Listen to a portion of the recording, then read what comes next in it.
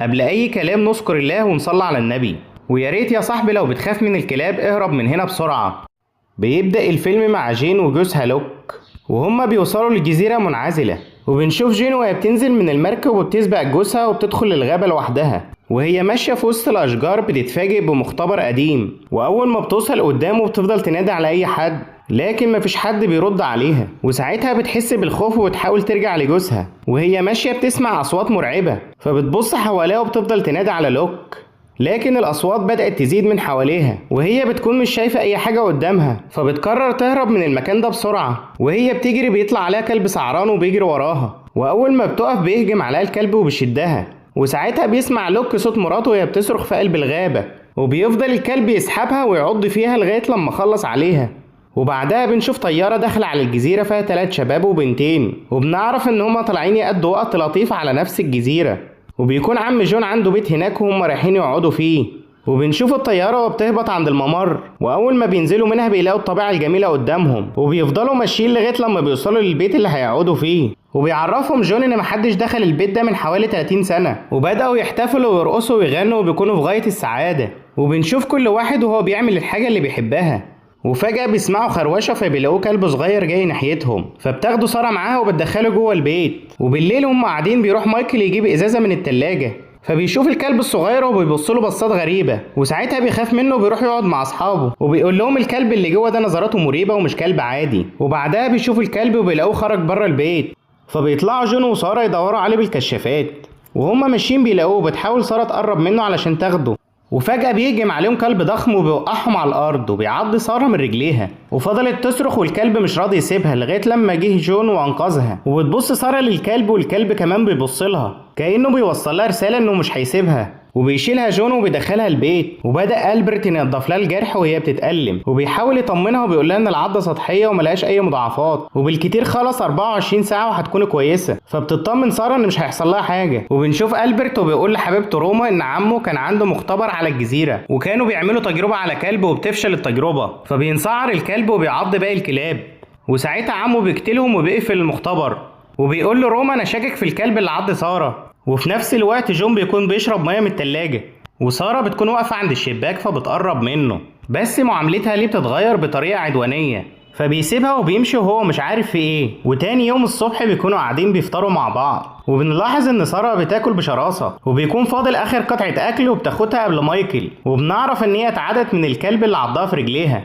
وبعدها بيطلعوا هما التلاتة يتمشوا في الغابة، وسارة وروما بيغيروا هدومهم وبيجهزوا نفسهم علشان ينزلوا المية يعوموا في النهر شوية، وبنشوف مايكل بيصور الطبيعة بالكاميرا اللي معاه، فبيسمع أصوات كلاب حواليه وبيبص وراه بيتفاجئ بكلب شكله غريب، وساعتها بتظهر باقي الكلاب وبتحاصره، فبيجري بسرعة من قدامهم وبيهرب لغاية لما بيوصل لأصحابه، وأول ما بيشوفهم بيحكي لهم على الكلاب الغريبة اللي شافها، وفجأة بيظهر لهم لوك وهو غرقان في دمه، ومرة واحدة بيهجم عليه كلب وبيوقعه على الأرض، وبيتلم باقي الكلاب عليه وبيقطعوه لغايه لما بيموت، وهما بيتفرجوا بيطلع كلب يبص عليهم، فبيخافوا وبيجروا بسرعه، ولما بيوصلوا بيلاقوا روما وساره راجعين للبيت والكلاب محاصراهم، فبدأ مايكل يحذرهم انهم يدخلوا البيت بسرعه من غير صوت، بس الكلاب بتكون سريعه جدا وبتحاول تحصلهم، وفي اخر لحظه بيمسك الكلب رجلين روما قبل ما تدخل، فبيحاول جون انه ينقذها وبينشل السهم اللي معاه على الكلب، لكن الكلب بيكون ذكي وبيسيب رجليها في اخر لحظه، فبيدخل السهم في رجلين روما، فبتفضل تصرخ لغايه لما بيشيلوها يدخلوها البيت، وبنشوف ألبرت وهو بيطلع السهم من رجليها وهي بتتألم من كتر الوجع، فبيحاول جون يعتذر لها علشان السهم اللي دخل في رجليها بالغلط، وفي الوقت ده الأجواء بتتوتر بينهم، وبيقول مايكل لجون انت السبب لانك جبتنا على الجزيرة المرعبة دي، وفجأة بيهجم عليه كلب من الشباك وبيوقعه على الأرض، وبيكون هيهجم على سارة هي كمان، لكن جون بينقذها في آخر لحظة وبيمسكوا الكلب وبيخلصوا عليه، وتاني يوم بيقرروا انهم يسيبوا الجزيرة ويمشوا، واول ما بيطلعوا من الباب بيلاقوا الكلاب مالية الطيارة بتاعتهم، وبيرجعوا يستخبوا جوه البيت، وبيشوف مايكل من الشباك الطيارة وهي ماشية مع المية، فبيطلعوا من البيت بسرعة يلحقوها قبل ما تبعد، وبيفضلوا يبص حواليهم وبيلاقي جون الدنيا امان، فبينزل المية ويعوم علشان يجيب الطيارة، وساعتها بتلاحظ روما ان الكلاب قطعوا الحبل، وبنشوف جون وهو بيقرب من الطيارة وبيتفاجئ بكلبين قاعدين فوقيها، واول ما بيشوفوه بينزلوا المية وراه، فبيحاول يرجع بسرعة قبل ما يهجموا عليه، وأول ما بيوصل لأصحابه بيكون في كلب وراه وبيحاول يهجم عليهم، لكن مايكل بيخبطه بعصاية البوسبول اللي معاه، وبيجروا بسرعة على البيت والكلاب كلها بتكون وراهم، بس بيقدروا يوصلوا بسرعة وبيقفلوا الأبواب والشبابيك وراهم.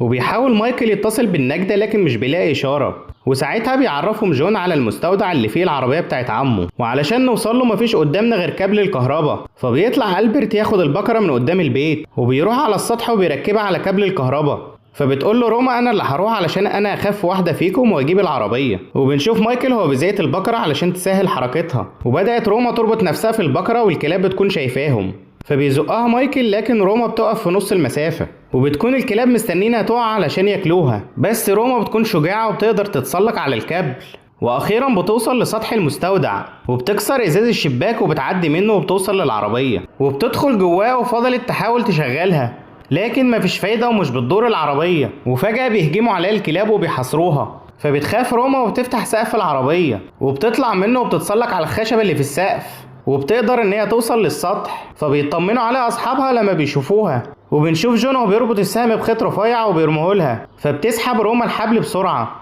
وفجأة بيطلع لها كلب على السطح وبيحاول يهجم عليها، لكن بتنط روما وبتمسك في البقرة، وقبل ما بيعضها بينشل جون السهم على الكلب وبينجح المرة دي وبيقدر يصيبه. وبعدها بيسحبوا روما وبتوصل لهم بالسلامة. وبالليل هم قاعدين بيلاقي مايكل الاسطوانة وبيشغلها، وفي الوقت ده الكهرباء بتقطع مرة واحدة، فبيروح مايكل يبص على سكينة الكهرباء وبيشغلها، وساعتها بيسمع صوت جاي من الشباك فبيبص عليه بالكشاف، وفجأة بيهجم عليه كلب وبيخلص على مايكل، وبيسمعوا أصحابه الصوت وبيروحوا له، بس بيكون فات الأوان. وبيشوفوا مايكل وهو ميت والكلب بياكل فيه، وبدأوا الكلاب يطلعوا لهم من كل مكان، وبنشوف كلب منهم بيمسك ألبرت وبيعضه، لكن جون بيقدر ينقذه منه وبيهربوا للدور اللي فوق وبيسحبوا السلم، وبتكون الكلاب استحوذت على الدور الأرضي. وبعدها بيتكلم ألبرت مع جون وبيقول له في أكيد وسيلة اتصال في المختبر ولازم نشغل العربية علشان نروح هناك. وتاني يوم بيطلعوا يروحوا المستودع وبيطلعوا العربية وبيزقوها علشان تشتغل، فبيقع ألبرت على الأرض والكلاب بتشوفهم وبتجري وراهم،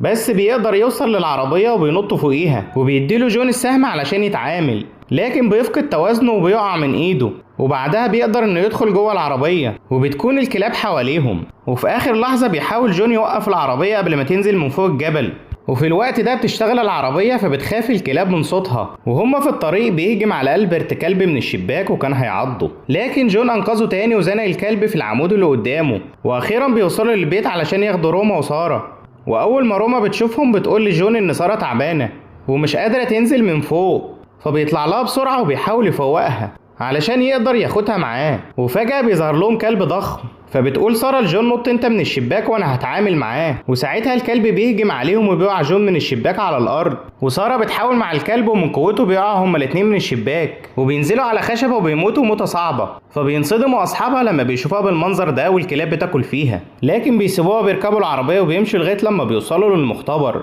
وبيعدوا من فوق السور وبيشوفوا لوحات الطاقة الشمسية، فبيدخلوا جوه يدوروا على سكينة الكهرباء وبيشغلوها، وساعتها بيشوفوا جهاز الارسال بس مش بيلاقوه شغال، فبيبصوا على البرج وبيلاقوا الكلب مقطوع، وبيروح جون بسرعه يطلع على البرج، ولما بيبص بيشوف مركب واقفه على النهر، وبعدها بيوصل الكابل وبيقول له روما تشغل الجهاز، وهي بتشغله بيحصل ماس كهربي وبدات النار تولع في المكان. وبنشوف جون وهو راجع والكلاب بتهجم عليه، وساعتها بيروح له ألبرت وبينقذه منهم.